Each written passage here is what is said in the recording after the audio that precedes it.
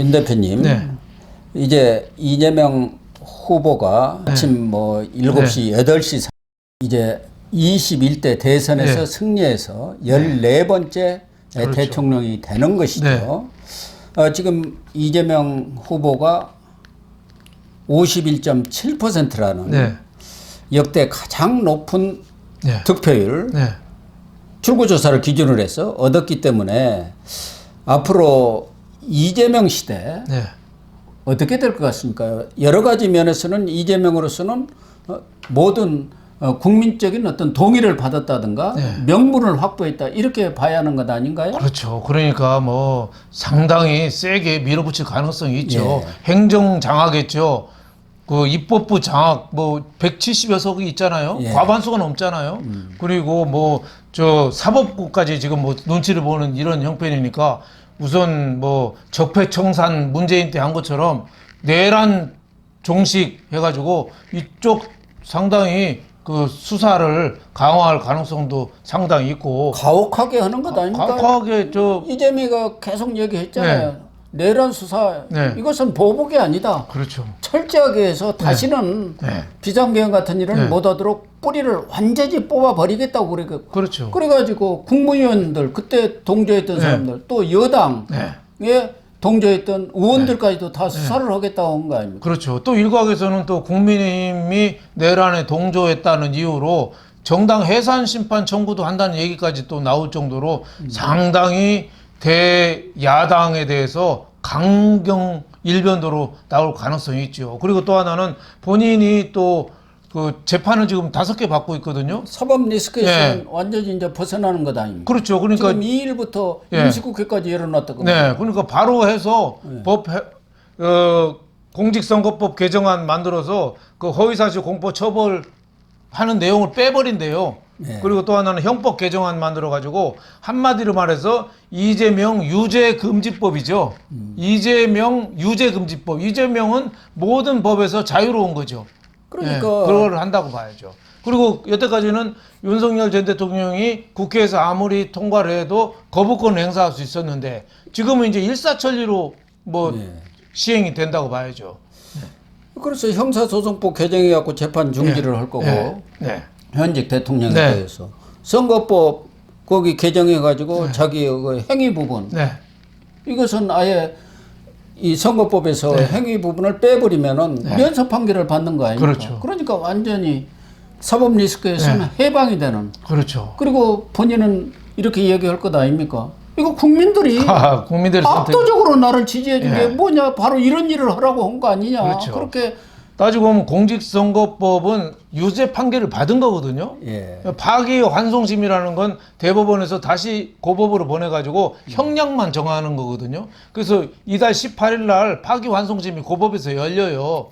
근데 이제 법을 바꿔가지고 그 허위사실 공포죄 자체를 법에서 빼는 거죠. 처벌 조항을. 그러니까 뭐 이재명 천하가 됐다고 봐야죠. 모든 거는 국민들이 선택했으니까 국민들이 그걸 쳐다보고 참아야죠. 지켜보고. 우리 이재명 총통 시대가 열리는 겁니까? 그렇다고 이낙연 3일에 상임고문의 얘기에 따르면 괴물 독재 정권이 출범하는 건가요? 어떻게 되는 건가요? 저는 그렇게 될 가능성이 많다고 봐요. 그래서 그런 얘기 있잖아요. 모든 국민은 자기 수준에 맞는 지도자를 선택한다.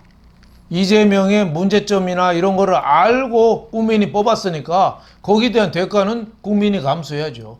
과거에 히틀러라든지 모든 차베스라든지 유명한 독재자 이런 사람도 다 선거를 뽑은 사람들이에요. 그래서 저는 우리가 예측한 것보다 훨씬 더 세게 굴러갈 가능성이 있다. 이런 생각이 좀 듭니다.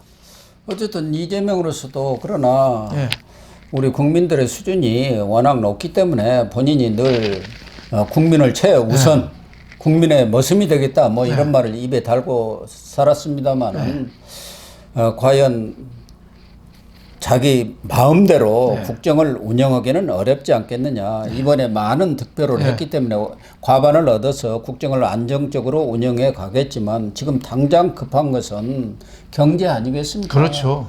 이 경제를 살리지 못하면은 뭐 천하의 어떤 사람이 대통령 아니라 대통령 할아버지가 되더라도 버티지 못하거든요. 그럼요. 예, 가장 이번에 국민의힘이 심판받은 것 중에 하나가 비상계엄으로 인해서 시장 민생 경제가 무너져 버렸거든요. 예. 그래서 분노한 민심이 어떻게 보면 그 국민의힘을 저버렸다고 볼 수 있는 거거든요. 그래서 지금 이재명이 내온 공약 이런 거 보면 퍼주기가 많아요. 또 저 노란봉투법 그 어떻게 보면 파업 촉진법이거든요. 예, 양곡관리법은 쌀 무제한 수매하고 무리한 게 많거든요. 그거를 계획대로 공약대로 했을 때 그 부작용은 아마 전 국민이 감당해야 되고 또 이재명 정권에 대한 역풍으로 또 불어올 가능성이 상당히 많다고 봐야 될 겁니다. 지금 트럼프 정권이 관세 폭탄을 지금 터뜨리고 있는데 한미 뭐 동맹 문제도 잘 컨트롤을 해야겠지만 관세 협상 이것도 이재명으로서는 바로 코앞에 닥친 현실 아니겠습니까? 본인은 뭐 트럼프 가랑이 밑도 기억할 수 있다고 이렇게 상당히 내가 만만한 사람 아니다.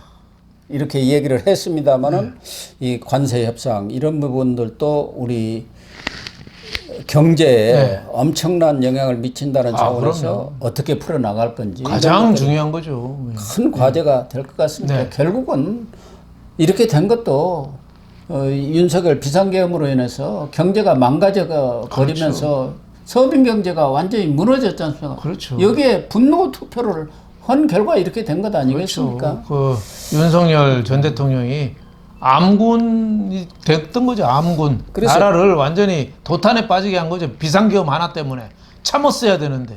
경제 살리기가 가장 중요한 과제가 되지 않겠나 그런 생각이 드는데 지금 김문수 후보나 이준석 후보 모두 다 예상 밖의 저조한 득표를 기록했단 말이에요. 그렇게 될 경우 김문수 후보로서는 젖잘싸 정도는 됐어야 앞으로 어떤 정치적인 미래를 예상해 볼 수가 있는데 이 39.3%의 참패로 인해서 다시 정치권에서 어떤 활동을 하기가 쉽지는 않다고 봐야 하는 거 봐야죠. 아닌가요? 물론 뭐 홍준표 후보가 과거 2000 그 몇 년이죠? 17년인가요? 문재인하고 했을 때 24% 얻었거든요. 그럼에도 불구하고 패배했지만 당권은 또 장악했어요. 근데 그때만 해도 유승민하고 홍준표를 합치면 문재인보다 많았습니다. 아니 이 안철수죠. 안철수, 유승민도 나갔죠. 하여튼 다 합치면은 문재인보다 많았어요. 근데 지금은 보수가 다 합쳐도 그 차이가 많이 나게 지니까 47% 아닙니까? 39.3에다 7.7을 합치면은 그래도 4.7%가 떨어지니까 보수가 완전히 패했다고 봐야죠. 이렇게 되면은 김문수 후보로서는 앞으로 정치적인 타격을 엄청나게 입었다고 봐야 하는 것 아니겠습니까? 그렇죠. 김문수 후보뿐만 아니라 보수로서는 상당히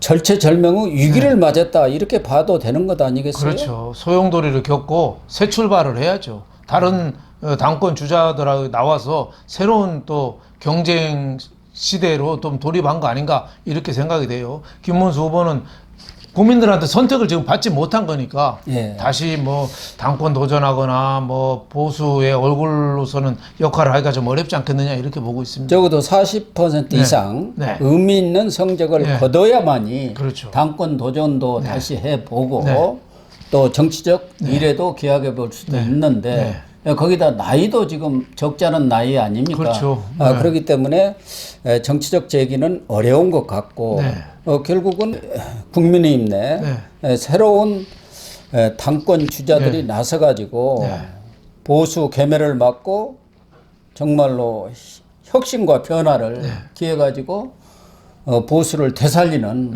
그런 조치가 필요한 것 아니겠습니까? 그렇습니다. 이준석 후보도 10%도 못 얻으면서 차세대 주자로서 입지랄까 존재감이 상당히 약화돼 버린 것 아닌가. 본인으로서는 이 보수 개편에 대선에 설사 지더라도 10% 이상을 얻어가지고 보수 정계 개편에 주도권을 쥐고 차세대 주자로서 입지를 네. 굳히려고 했는데 그게 실패한 것 아닙니까? 실패했다고 봐야죠. 예, 그래서 이번에 이준석 후보가 타격이 제일 크지 않겠느냐. 저는 정치적 재기가 어렵다고 봐요. 요 다음에 저는 보수 뭐 차세대 스타가 아니라 다음 국회의원 선거도 저는 어려울 가능성이 있다 이렇게 봐요. 특히 보수에서 배신자 프레임이 지금 등에 딱 붙었거든요. 이거 극복하기 저는 쉽지 않다고 봐요. 과거 이인재 후보라든지 유승민 뭐 이런 사람들이 배신자 프레임 한 다음에 다시 뭐 국회의원은 한두 번 더 했습니다만은 그 보수 내에서 주도적인 역할을 못 했거든요. 그래서 이준석도 어떻게 보면은 정치적인 낭인 뭐 이렇게 될 가능성이 상당히 있지 않겠느냐 이렇게 보고 있습니다. 정치적 생존 문제까지도 네, 걸려 있다. 걸려 있다고 저는 봅니다. 7.7%는 그렇죠. 낮다 이거죠. 그렇죠. 적다. 예, 10%는 얻었어야죠. 예. 그래야만이 예. 차세대 네. 보수의 네. 적정자 그렇죠. 또 적통이다. 그렇죠. 이런 존재감을 또 과시를 하면서 보수 개편에 어떤 주도권을 질 수 있는데 7.7% 이것 가지고는 과연 보수에서 미래를 위한 시드머니를 얻었다 이렇게 이 얘기를 하지만 그것은 아전인수식 해석이 아닌가. 자기 발전이죠. 제가 보기에는 기대하기가 어렵습니다. 정말 보수의 지도자라면은 단일화를 해서 대승적으로 양보를 했어야죠. 그리고 또 당권 도전을 새로운 걸 모색해서 보수의 큰 틀 안에서 경쟁했어야 되는데 완주했다는 게 무슨 의미가 있겠어요? 그러니까 안 되는 거죠. 같이 망했는데 같이 망하는 거죠. 윈윈이 되어야 완주 그렇죠. 의미가 있는 그렇죠. 건데. 거기다가 같은 보수의 뿌리인데 그 계속 그 욕 비난했잖아요. 절대 안 될 거라고. 예. 그래가지고는 어떻게 되겠습니까? 네. 어쨌든 김문수 후보든 이준석 후보든 이렇게 예상 밖의 참패를 해서 국민의힘이나 개혁신당 모두 변화와 혁신이라는 이 시대 과제를 떠안고 정말 우리가 흔히 이야기하는 대로 황골탈퇴를 하지 않으면은 그렇죠. 보수가 살아날 길이 있겠느냐 그런 생각이 들고 결국 뭐 국민의힘도 한동훈 전 대표를 비롯해서 안철수, 나경원 뭐 또 권성동, 친윤회 뭐 이런 사람들이 자기 전당대회에서 당권을 놓고 경쟁을 벌일 것 같고 지금 하와이에서 골프 치고 있는 홍준표 전 대구시장도 들어오면은 뭐 이준석하고 손잡고 보수 재편에 무슨 그림을 그리고 있는 것 같은데 그것도 꿈 깨라 이렇게 된 거 아니겠습니까? 그렇죠. 깨몽이 된 거죠. 이번에 홍준표 전 대구시장이 선거에 너무 어떻게 보면 초를 쳤어요. 선거 보수가 분열하는데 앞장섰습니다. 누가 돼도 뭐 더 나빠지진 않는다. 오히려 이재명을 도와주고 이준석을 도와주고 자기 당 후보로 갈시하고 그런 식으로 보수가 분열되니까 이번 선거 패인 중에 하나거든요. 망해라 한 거죠. 자기는 하와이 있으면서. 그래서 저는 당이 대대적인 개편을 해야 되는데 과거에 책임 있는 친윤이라든지 이런 사람들은 뒤로 좀 빠지고 윤석열 전 대통령하고도 절연을 하고 뭔가 새로운 걸 모색해야지 계속 윤석열 전 대통령한테 끌려다니고 김건희한테 끌려다니고 하다 보면은 당의 미래는 없는 거죠. 국민의힘은 전면적으로 해체해갖고 다시 그렇죠. 보수가 새롭게 태어나야 합니다. 그렇죠.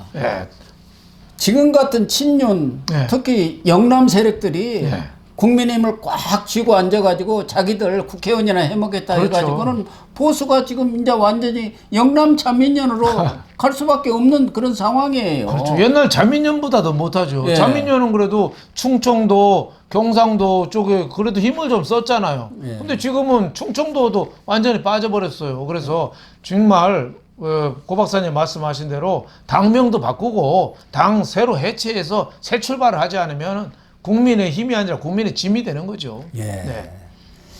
그런 절박감을 가져야 하는데 이 절박감이 없구나 그런 느낌들을 주니까 아무래도 이 투표율도 낮고 또 영남에서도 절대적인 지지를 얻지 못한 거 아니겠습니까? 그렇죠. 막판에 박근혜 전 대통령이라든가 이명박 전 대통령까지도 나섰지만 이미 늦어버렸죠. 너무 늦은 거죠.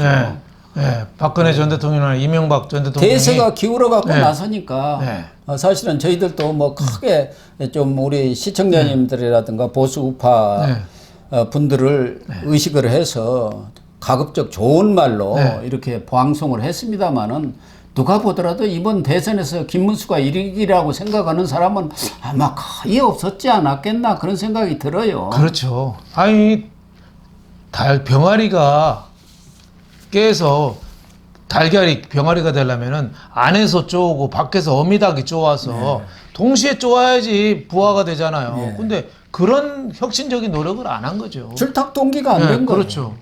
밖 안에서 그렇죠. 쪼아가지고 탁 그렇죠. 이렇게 맞아 떨어져야 하는데 그렇죠. 서로 어긋나 버린 거예요. 그렇죠. 예. 참 안타깝습니다. 우리나라 운명이 다만 어떻게 이제 가야 될지. 이재명 정권이 들어섰으니까 이재명이 늘 이야기한 대로 모든 것을 국민의 뜻을 혼신의 힘을 다해서 받들겠다고 했습니다. 정말 국민들 또 국가를 위해서 헌신하는 그런 정권이 됐으면 합니다. 그렇습니다. 우리 지금 앞으로 이번 민주당 정권이 우리나라 미래에 너무너무 중요합니다. 홍준표 대구시장은 더 이상 우리나라가 망가지지 않을 거라고 그랬는데 그거는 모르는 소리예요. 지하 10층, 20층 어디까지 내려갈지 모릅니다. 지금이 전화위복 계기고 새 출발하는 계기가 되지 않으면은 서는 자리는 없어요. 자전거가 앞으로 안 가면은 자전거 넘어지잖아요. 우리나라도 지금 그렇습니다. 앞으로 안 가면 넘어지게 돼 있습니다. 경제 성장률도 제로에 수렴하잖아요. 그러면 일자리가 없다는 얘기예요. 그래서 정말 이재명 정권이 어떻게 우리나라와 우리 국민을 위해서 최선의 선택을 하느냐 그게 가장 앞으로 중요한 과제가 될 것 같습니다. 어쨌든 이제 5년간은 우리 국민들이 압도적으로 이재명을 선택한 것 아니겠습니까? 그렇습니다. 국민의 뜻에 따르는 것 외에는 달리 방법은 없는 거 아닙니까? 민주주의 국가에서. 그리고 선택받은 지도자가 최선을 다해서 국가와 국민을 위해서 봉사하고 헌신하는 그런 모습을 보여줘야겠죠. 네, 시청자 여러분, 오늘 방송은 여기서 마치도록 하겠습니다. 시청해 주셔서 감사합니다.